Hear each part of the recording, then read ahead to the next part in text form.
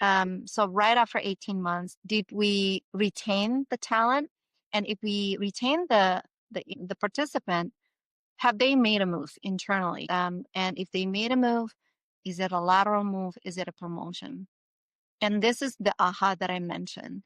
The Bespoke program has triple higher promotion rate, and the retention rate is double. The proof is in the pudding. Data doesn't lie. This is the Leaders Rising podcast. Creating bigger futures, building thriving cultures. We believe you can become a leader worth following.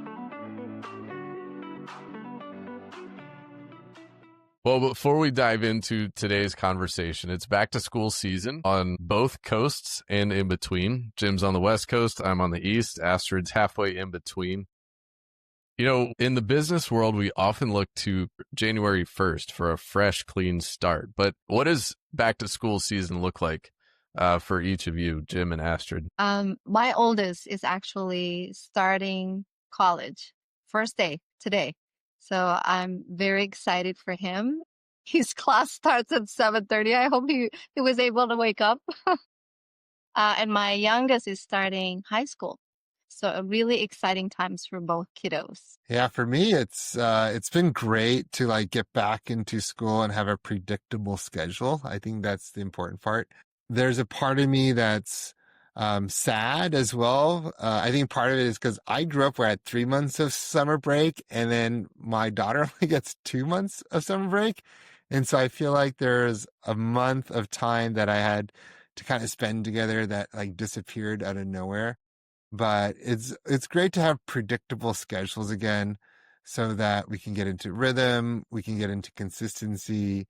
And for her, like she gets a chance to kind of get back into the mindset of being with friends as well as in a learning way that's a little bit more structured with school. So I think it just kind of gives me a little bit more breath to not have to continually create, programming for her throughout the summer, as well as my wife and I to kind of get some time together as well during the middle of the day. I think I can relate to that, Jim. It's this summer was a little bit chaotic because there isn't really a summer program meant for a 14-year-old, right? So, and I don't want my son to be on the screen all the time. So I totally get about creating programming. So I am also glad that school resumes. It's like back to structure, back to time where I can really focus instead of figuring out, okay, what's lunch for today? Yeah. Aaron, how about you? You've got a wife that's in the school system, right? Yes, everybody was back to school this season, and it's been hectic in terms of lining up each of the schedules during school, after school, school sports teams. As much as I miss the memories that we got to make over the summer, I do know that lots of good learning is happening. And so I'm ready to dive into this fall and have a little bit more predictability, but I do miss having them around. Well, as we get kicked off, we're talking today about leadership development, how we do that in a program, how we do that in a structured environment. So let's dive in. Astrid, we're talking about individual leader development today. You have incredible data behind the power of this Bespoke program that you experienced, but data is only ever as compelling as the story behind it. So let's start there. What motivated you to join this Bespoke experience as a participant? Yeah, well, thank you, Aaron, for having me. The Bespoke program, I attended this program 4 years ago at my previous employer. At the time, I was managing a small team. I was doing really well. However, it always makes me wonder, right? What do I need to do to be promoted, right? When I'm not in the room, what are some of those conversations happening about me? And so when one of my colleagues refer me and talk about this program so highly, I'm really curious. At the time, I also have the capability to provide recommendation about potential leadership development. And that's kind of what I did. In this situation, I was both the program administrator. I introduced Bespoke program to my previous company, but I also wanted to understand firsthand what makes this program really unique, right? Why did my colleagues spoke highly of it? And so that's one of the reasons why I decided to also participate in the Bespoke program. That's incredible. I know I've experienced it as a participant myself and journeyed with Jim in numerous client examples. So I've seen the fruit come out of it for individual leaders like yourself who want to develop the skills, want to take the next step up their career ladder.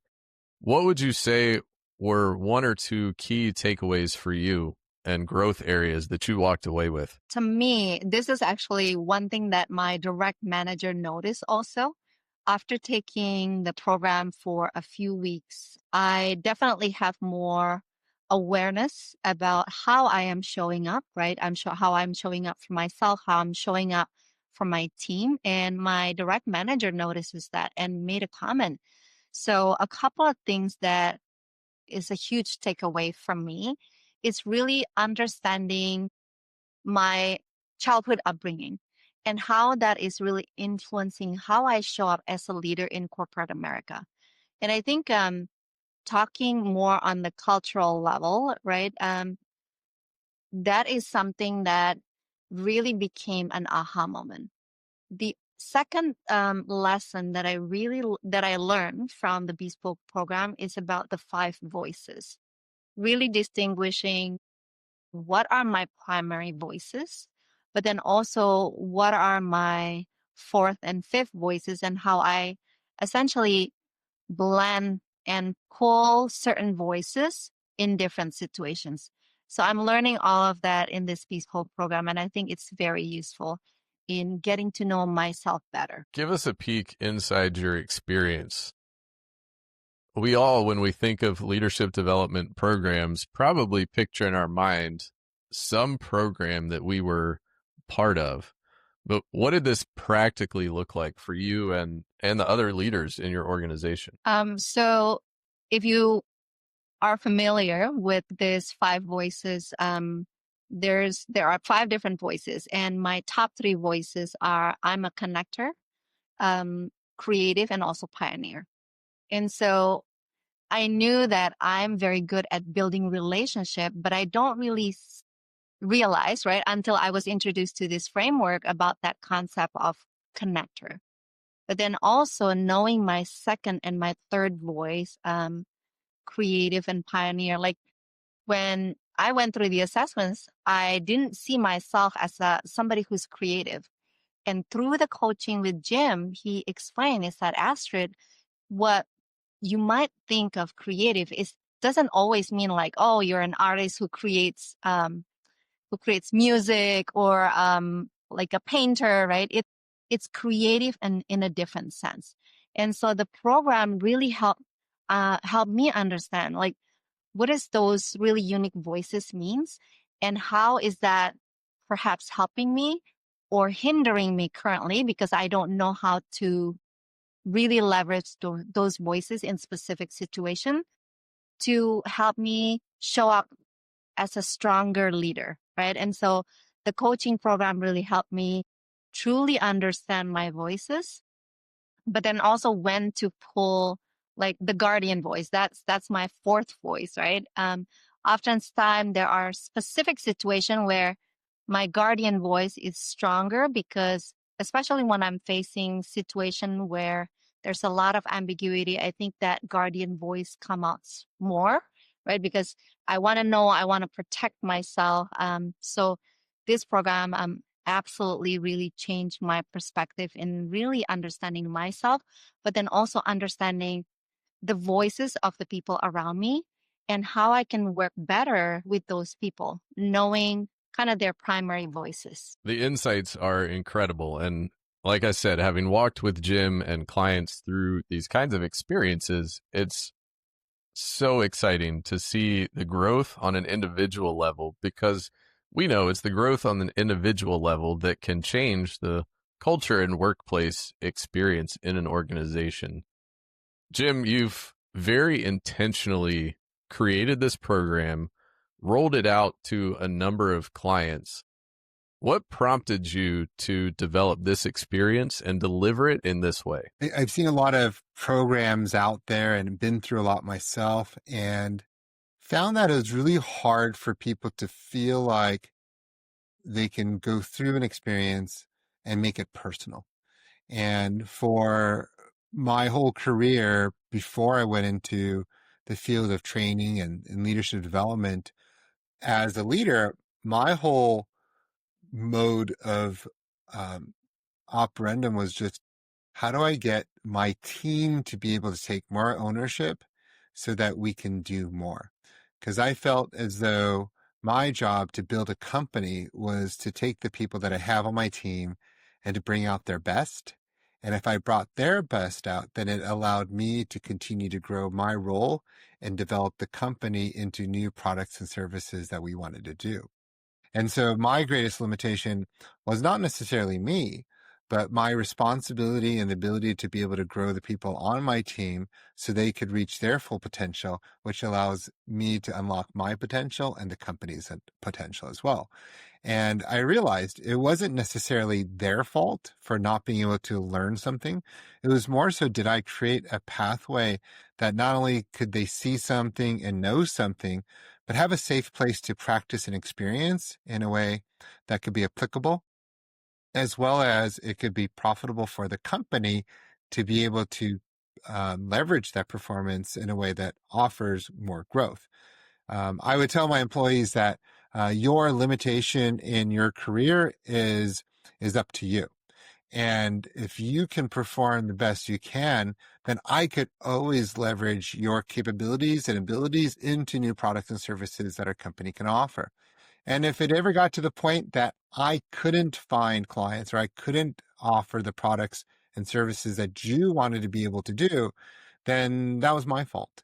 And I need to be able to write an amazing letter of recommendation to whoever you want to work for and allow you to continue to grow and thrive to where you want to be. And so that really created the beginning journey of, how do I multiply myself into other people? How do I take frameworks? How do I help people to see things more objectively versus subjectively?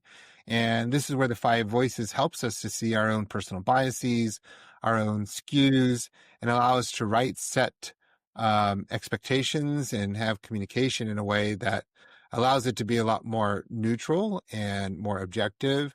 And from it, by being able to speak in that way to myself, I was able to then pass that down to other people and help them to also see their biases, or how they can be a little bit more objective versus subjective in how we communicate to each other, and really tackle issues at its core, not necessarily how we feel at things. That's so interesting, Jim. You talk about objective versus subjective. There was a study just out of the University of Florida that said we should use simple language and not jargon. And sometimes I feel like objective, subjective are great descriptor words, but they get kind of mixed up in my mind.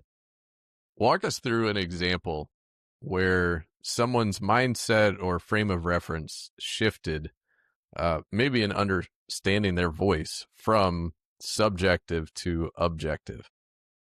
Sure. Well, I like to say adjectives are always subjective, meaning that if I have a shade of green that I enjoy, I would say I call it, because I'm a Green Bay Packers fan, I like to say the definition of green is the color that the Green Bay Packers wear when they play at home. But there are different shades of green all over the place, and a lot of them are dependent on our own experiences. Well, if you say that our own experiences are what cause maybe biases in how we describe things or preferences in known things, then we're always going to be, by the simple nature of human body trying to become efficient, we're always going to want to do things in a way that's easiest for us without consideration of what other people may experience. So it then starts falling into this golden rule, right? Like, we always treat other people the way we want to be treated.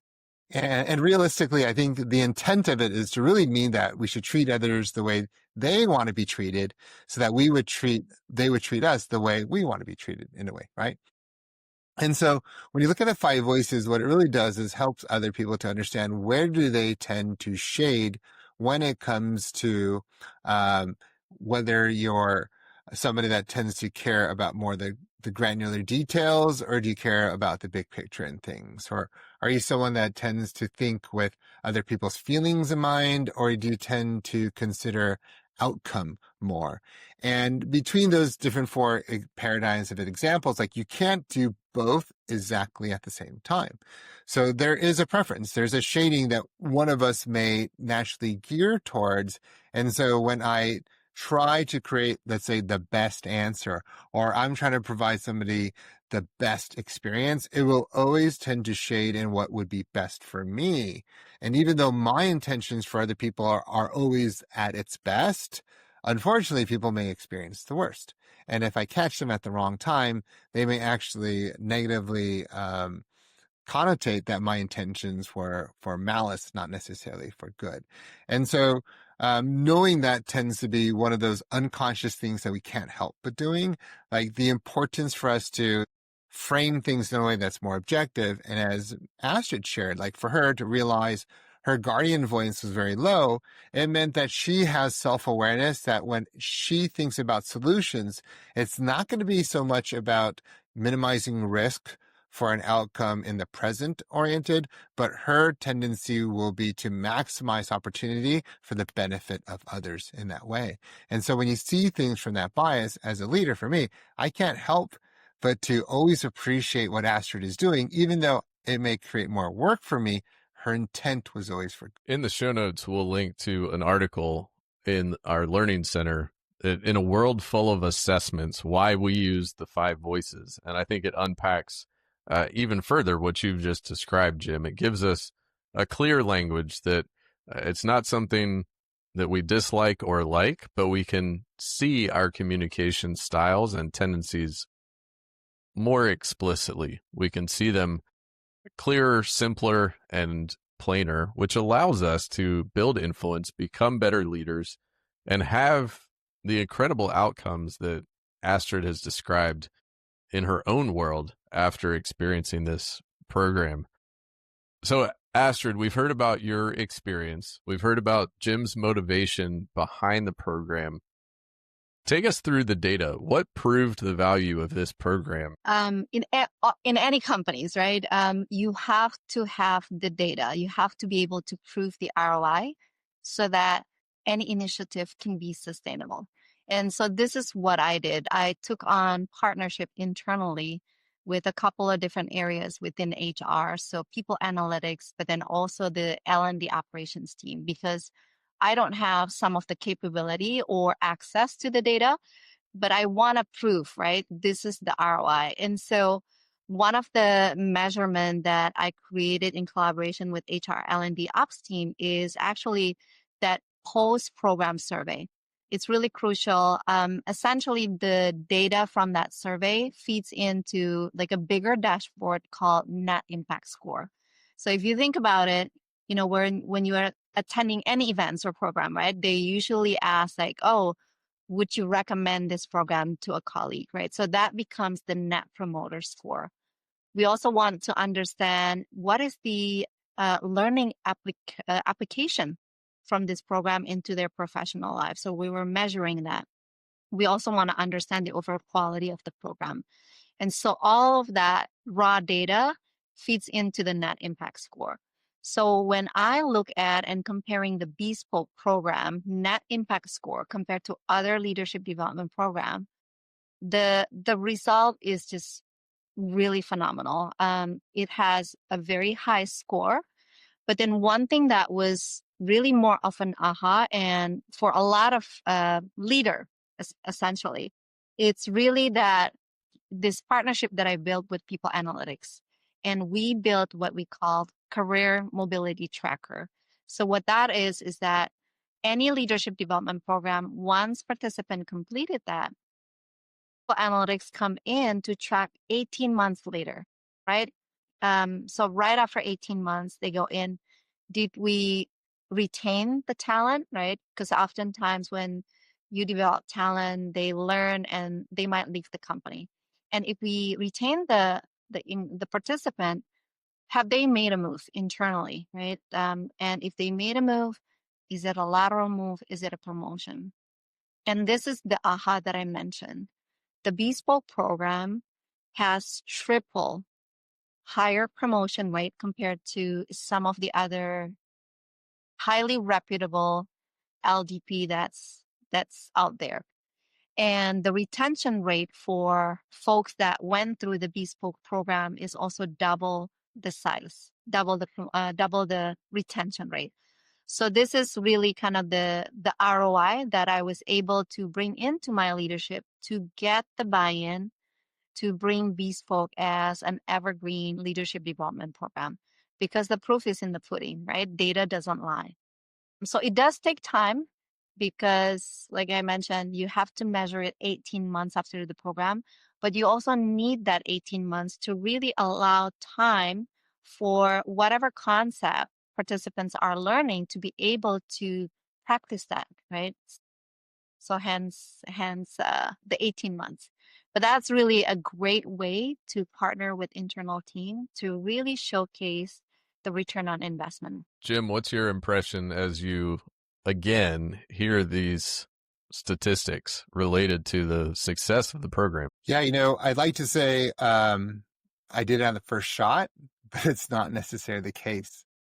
And I think when I look back at the most effective times that I was able to really scale and really grow the people into my team, it really takes a lot of intentionality. And it's really understanding the different ways that people learn, the most effective ways that people are able to move forward through a leadership journey, and really understanding what it takes. And so the first has to be the idea that when you're trying to train someone else in something, even though the thought might be very clear and easy in your own mind, it's always going to be a challenge, and it's going to be hard for other people to do. And it's really important for us to frame that we're just asking people to move forward incrementally. And we have to find something where they're willing to go through the pain of learning and help them to see that the pain of learning is going to be far less than the pain they're in today. And so if you can create a pathway that allows them to kind of go on this journey with you and realize that you're not doing it to them, you're really going to walk with them along this pathway, then you really create a lot of opportunities for what I would say the secrets, ingredients to creating success. And so I was really trying to figure out, like, how do I explain this really clearly? And so the other day I was with Astrid and I was like, how do I share this? And so I created this slide deck a little bit to maybe help us to understand, like, what does it take to really intentionally multiply other people, and what I call intentional leadership development. And so on the left, you'll see like this little clock, right? And I think what's most important for people to realize is that it takes time. Like, it takes time for other people to want to learn. It takes time for them to be able to practice. It's going to take time for them to build competency. And then it's going to take time for you to schedule out for you to walk along that way. And then on the middle, what you'll see is there's a graphic that talks between a journey of being what would be considered part of it as inspirational and really efficient to do.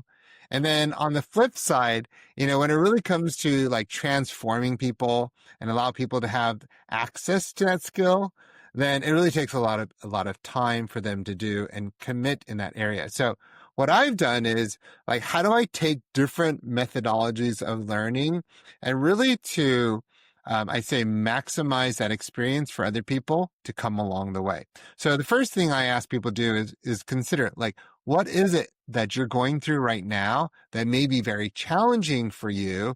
And then if I were to work with you and walk with you through this and help you to eliminate it, that'll help you to not necessarily work harder through the inefficiencies and the challenges that you have, but actually will help you to eliminate it by working a little bit more smarter. And so the first thing that I help people to do is recognize what I say their unconscious incompetency. You have a challenge because you don't know that you're not good at something. You're not aware of it. So the way I help people to see that and be inspired by that is, the first thing is I have to inform them. And there's many ways to do this. Even like this podcast that we're doing, right? It is informative. I'm able to share information. I could broadcast that to a whole group of audience. It's any number of people, and everybody heard the same thing. It's consistent. And if I do a good job of inspiring people in a very effective way, I could get them to want to try something that they never would have been willing to try before. So the next stage from unconscious incompetency, I say, is conscious incompetence, meaning that now that I shared with them what's out there, they are aware of what they don't know how to do. And so the next step out of that is I need to train them, meaning like, hey, now that you know that you can solve this problem and there's a solution out there, I need to show you how to do this, and I'm going to train you. And the difference between informing and training is I need to be able to get some type of acknowledgement, or I need to be aware of whether or not they're getting it or not getting it. And we talked earlier, right? Like subjectivity versus objectivity, meaning I could try to teach them something objectively, but they will tend to want to learn things subjectively.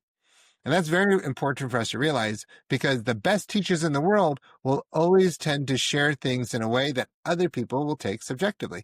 So I need to allow them to ask questions. I need to challenge them and test their understanding to make sure what I shared was accurately understood, and they understand how to apply that to something in their life. They may not know how to actually execute it, but there's at least an application that they can do. So the next stage, after they're aware of what they can't do, is what I call the pit of despair. And it is now the opportunity for them to go put it into practice. But a lot of times, especially for high-performing people, it's pretty interesting. There's a fear of failure that goes on, meaning that why would they want to risk doing something a totally unpredictable and different way that feels uncomfortable for them, when sure, things aren't great the way they are, but at least they can measure outcome and they understand what it might look like if they weren't able to do this perfectly. Meaning that they've learned to settle with the results that they have. And so to really get people out of this pit of despair, the fear of failure, you really have to spend extra time with them, right? You have to learn to spend time coaching them. And sometimes it could be group coaching or one-on-one coaching. But in this coaching model, what you're able to do is go in depth, meaning you're able to help them to see how they took things subjectively and start learning how to execute things objectively. And what's great inside of a coaching group of maybe 6 to 10 other people in the group is you have an opportunity to really understand, you're not the only one that feels this way, or other people are taking things subjectively in whole new different paradigms as well, so that they could start understanding the biases of how they learn things and see things, and how other people in their own team or in their own company are also easily subject to misunderstand information. So that's why you need smaller groups. You go a little bit more in depth. You can work together in terms of trying to solve each other's problems. You're kind of building a community with these group of people that are walking together in terms of their own personal life challenges. But most importantly, there's accountability now, meaning that we're going to get back together. You know that you've made some commitments and you've made some promises to a smaller group of people, and it holds you accountable to be able to perform those roles. And the key difference, again, between the top two and coaching is it really takes more commitment, and it's now going to be follow-up, where people know that there's going to be an opportunity for progression to take place. So then once you start becoming aware of the things that you're not good, and your coaching is helping you to become more competent, then you start getting into what we call conscious competencies. Okay, now I got it. Now I understand it. In the back of my head are my coaches' tips that are telling me to don't forget to speak up, or don't forget to frame things in a certain way, or don't forget to ask a few questions before you share your own thoughts. These conscious thoughts are in the back of their head that helps them to perform things with competency. Now, it doesn't happen right away, right? And it takes some time for them to build the skill, but you know what? They can do it. It just takes a little bit longer. They have to think it through. And as they do that, what you'll find is they'll start moving into unconscious competency. What I mean that is by apprenticing them a little bit more, helping them to iron out the small wrinkles that they continually have in their competency. Maybe they need a little bit more of those tips and tricks to help them get through some of those other challenges. They'll slowly put that in practice enough that conscious competency becomes so good they could do that without even thinking about it. It's an unconscious competency. And I call this the apprenticeship model because you're really multiplying yourself into that person. You're building greater capacity in that person because they're becoming more competent in that. You're now able to scale yourself because now you multiplied yourself into that person.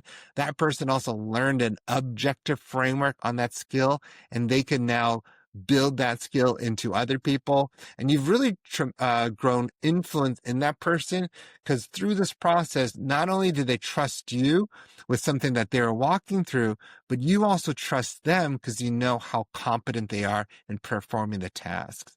And what's great about this is it repeats the cycle over and over again, where that person can now train other people, or you could use that same framework to add new skills and new talents into people so that they could start performing it over and over again.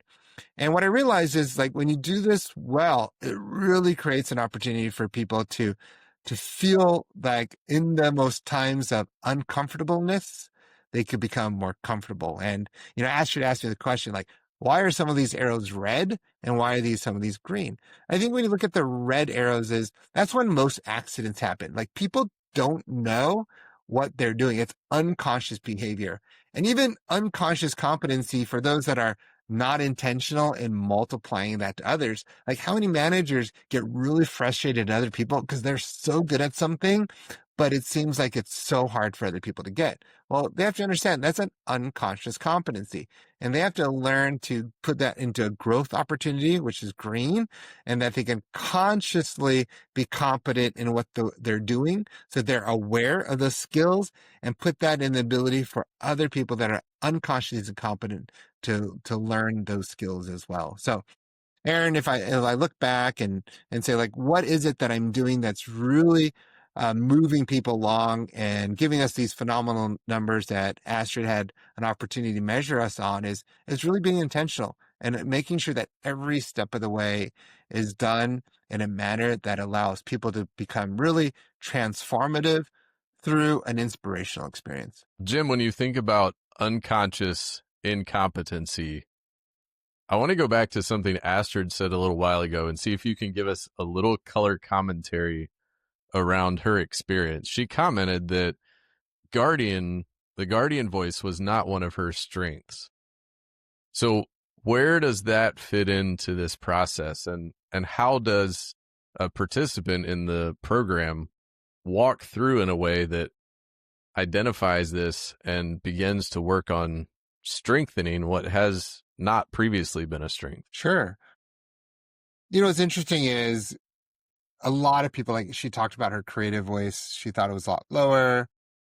Again, there's so much like subjectivity, and everyone's experiences are different, right? So then how do you compare, let's say, like, I'm a poor guardian, but compare that to somebody else that says they're a great guardian, but at the same time, like, realize that the poor guardian might be better than the great guardian, so to speak, right? Because everything's subjective, right? Poor, great, adjectives are subjective.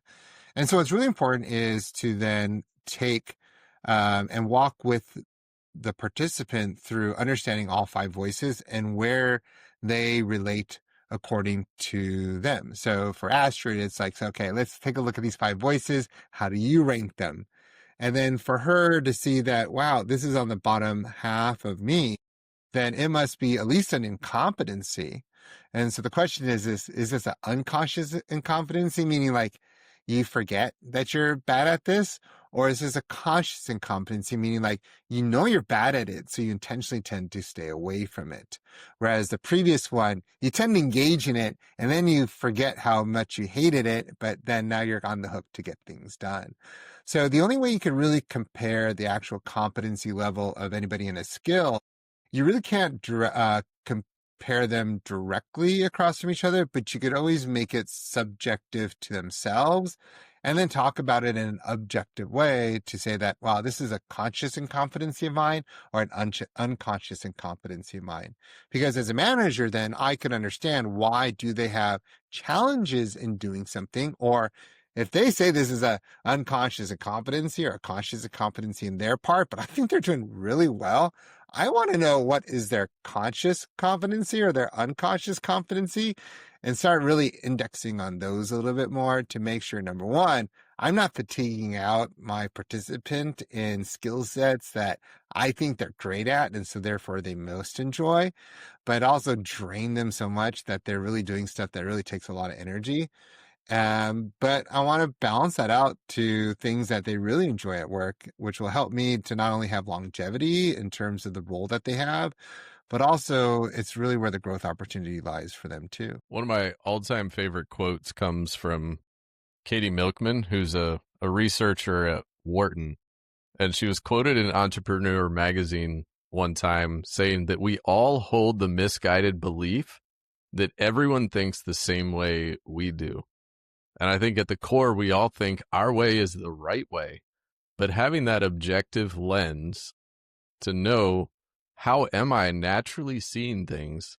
And then to be able to walk through a trusted, guided process like what you've built, Jim, gives people an experience that is not pushing them too hard. It's not pushing the extreme discomfort. Are we getting uncomfortable? Yes, but we're not pushing to the extreme. We're making changes, and small incremental changes. We're trying them out, and it's a rhythm and a process. On the right side of this chart, Jim, I know the intentionality behind your rhythm and process. You've built structurally and around time different ways to approach informing, training, coaching, and apprenticeship. Walk us real quick through what a month looks like in a Bespoke program. Absolutely. So in 1 month, we try to take one skill and help you to learn it and be comfortable using it. You may not get unconsciously competent with it, but you should at least be consciously competent to one point. And what we do in our program is continue to build skills upon skills, not just whole new skills. So again, we're trying to scale you and grow you as you are learning some basics. So in the first session, the informing side is, well, I could spend the time lecturing you and telling you about a skill, but we find it much better to let you do that on your own time and just manage the expectation that we're going to have you watch a short, maybe 8-minute video on a specific skill. And I'm just introducing that. My goal is to make sure that you're aware that this tool exists, and at least there's a point of reference when we get together for the first time to do a training on it, that you have some sort of familiarity, that I'm not starting you up from the ground up from the beginning. And then, so we'll do that usually off meeting beforehand. But when we get together, we then go into training mode. Meaning is that I expected you to have watched the video on a tool, and then from it, we're going to talk about it, and I'm going to share with you some common challenges that people have with the tool, maybe some common misunderstandings, but what are some great applications we could apply that into? And so this is the time that participants have an opportunity to really share how they learned the tool, what they thought the tool is, and where did my referencing and reframing of the tool help them to see it more objectively. And then they start noticing a pattern of behavior of how they tend to maybe interpret things in one paradigm and how they can slowly start recalibrating to shift it into a more objective way. And at the end, we start asking them, like, what is one commitment that you can apply to and starting to practice things in a different way? In fact, we also like for you to share this with maybe your manager and say, hey, manager, I learned this tool and it helped me to see that I have a tendency to maybe do my leadership in this paradigm, but there's this other paradigm that I can also do this in. what are your thoughts in that way? And it really opens the door where it's not personalized attacks sometimes from a manager. Sometimes it can feel very threatening to have somebody with higher authority create this space where you almost feel like you have to say yes to a lot of things that you might not do. But it creates truly an objective playing field for them to also share their thoughts and opinions, and then using the tool objectively help you to pivot to what would be better in that way. And we ask for you to play with that for about a week and a half. And then what you do is after a week and a half, collect those experiences. If there's any questions that come along the way, obviously you're more than welcome to contact us, any of the coaches. Sometimes they email, they'll text us. But in the program, we want you to feel comfortable trying to practice this new tool and put them into situations where you finally find a situation where the tool is no longer working. And that's where we say that's your learning capacity. Like you've learned how to use the tool in so much space, but there's a place that we've discovered that it might be a larger hurdle for you. And then so 2 weeks later, we come back into a large coaching group and everybody gets a chance to share what were their experiences like. What were your successes? What were some of the challenges that you still face?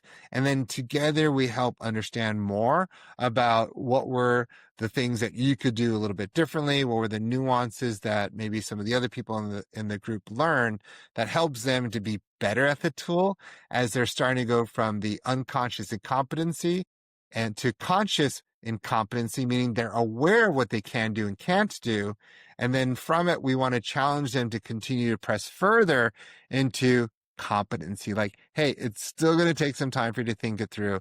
And I want you the next 2 weeks to start practicing and make it competent. And during the next 2 weeks is when we do one-on-one coaching.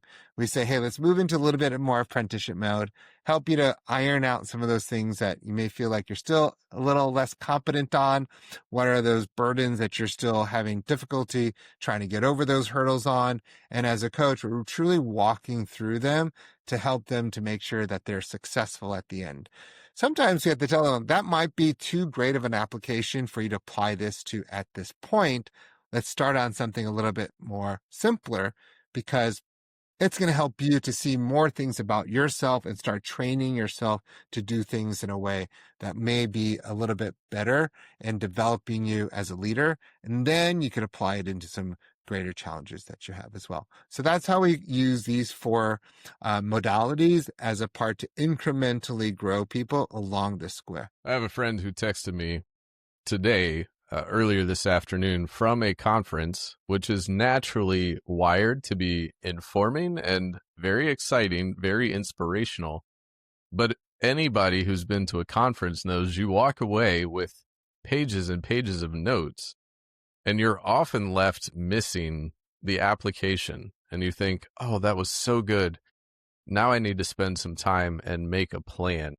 And so this process that you've walked leaders through, Jim, is very intentional. It's slowing down to speed up and actually make change. But Astrid, as you talked about in the data, what I love about this is you've seen the impact, you've seen the outcome, you've seen the change that overcomes some of the natural challenges that directors and leaders and executives have in even initiating or starting a program like this, because so often they think, well, what happens if I invest in these people and they leave? Well, Astrid, you have the proof. If we invest in them, they stay longer than if we don't, or if they go through some other approach or a program. Well, what else do you think it happens in internal leadership programs? Why do you think they struggle to deliver measurable change? In my opinion, it's also very key to take on partnership with the participants manager, right? So being able to inform those manager what the participants are learning, so that way managers can help participants in applying some of that knowledge, right? Giving them those stretch assignments. So it's still a very safe environment to try something. It's part of your development conversation. And this is what I was also able to partner with HR, right? We inform all of the manager when we first promoted the program, we get them involved and we encourage managers. Add this as part of one of your topics during your one-on-one conversation, and really create a safe space for your direct reports to practice what they learn. I think this is some of the key ingredients. But I mean, doing any leadership development program, it's really key to take on that partnership so you are able to really measure the results. Because without results, I mean, you're just spending the money without really knowing, okay, what do I get out of sending my team members to participate in a program or conference? Jim, where do you feel like most leaders unintentionally get stuck when trying to walk through a leadership development process? Well, we're all pressed for time. And most leaders that are really trying to focus on outcome have a tendency to go through maybe the first two of, like, say, I remember when I was onboarded a couple of times at a company, they're welcoming. Hey, it's great things about you. So glad to have you in the company. We're really excited for you. That's just informing, right? And then next they're like, okay, let me show you what you got to do. And, I'm sitting next to them. They're knocking away on the computer, pointing things out and showing me like all the things that they have to be able to do or I need to learn how to do. I'm like, okay, great. They're like, did you get it? Yes. Right. So that's a little bit of training there. And I go, okay, cool. Come back and let me know if you have any questions. And so they forget the coaching part and the apprenticeship part. It's very common, right? Because it takes a lot more time. And so I'm sitting there and I'm like, wow, I wish I could have, maybe told them I really didn't know, but that person made it look so easy. It should be very simple, right? And then sometimes I didn't have a chance to demonstrate. Did I really learn what they were trying to tell me? Because I think I know it, but do they verify whether I learned it, right? And that's only can happen with like a lot of the deeper training and coaching aspects of things. So a lot of times I find is, most people tell you a little bit of that unconscious incompetence. You're like, hey, did you know this? Like, let me show you all these things that you probably don't know. And the next stage they tend to do, up to a point is, all right, let me show you any questions. Like, do you know what you don't know? And unfortunately, you don't know what you don't know. That's the whole point of like incompetency in what you do. And so you never get past that coaching phase.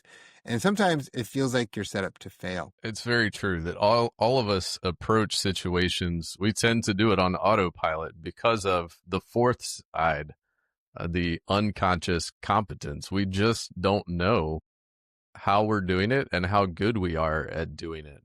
And so this isn't only about seeing negative blind spots. Sometimes it's positive blind spots. And how do we develop an awareness so that we can truly multiply this and scale this in the kind of leadership development, leadership training, culture formation in a workplace that Astrid, again, as the data shows, helps people stick around longer, move up through promotions and to new positions of leadership in the organization, and continue to thrive internally. All of those are ingredients of high-performing organizations. Well, Jim, the Bespoke program is geared towards action and tangible action, taking big steps and big moves. So I want to land with a big move, and I want to hear from each of you, Astrid and Jim alike. What would you recommend to a leader as one bold move they could take, whether it's building a program and developing people under their care or focusing on their own leadership? What would you recommend to a leader who's listening today? If you are a leader in a position of power, first of all, I would say listen to what your employee needs, right? Look at the data from your pulse survey. Talk to your direct reports, see what their needs are, and then take on partnership. You can't do this alone. You need the right partner within the organization who has the data, who can track the data. That helps set you up for success. But it starts by listening and understanding what are the needs of your talent. Listening is so key, and it does take us slowing down And Jim alluded to the fast pace that so many leaders are operating under. Slowing down is a good reminder.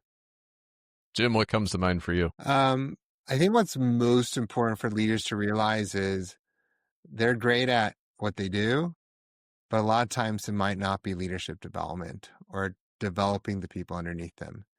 And it's one of the things that you can see like the secret ingredients to our success, right? It seems very complicated. And there's a lot of levers we're pulling on to make everything happen.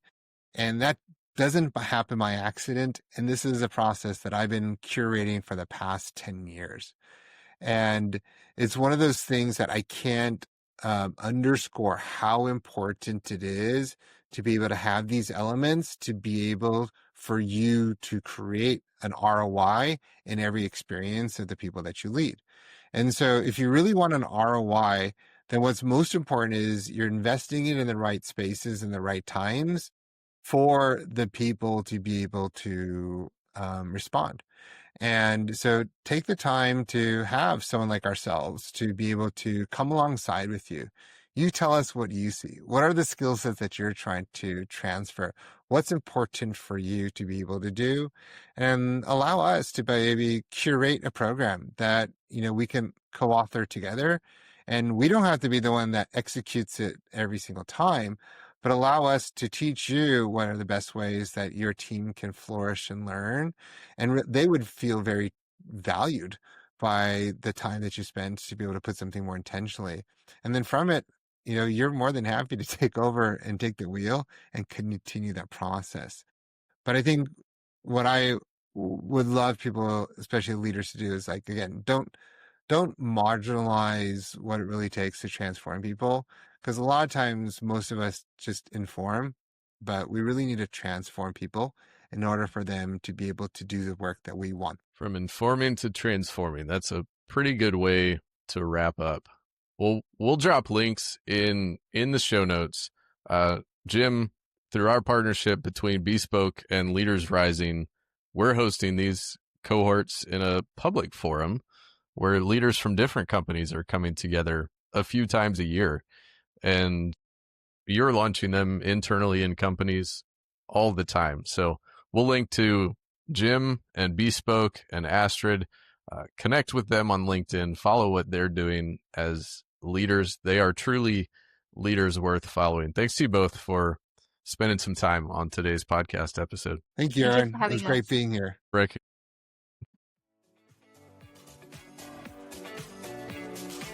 Thanks for listening to this episode of the Leaders Rising Network podcast. Connect with us on LinkedIn or visit online at leadersrisingnetwork.com.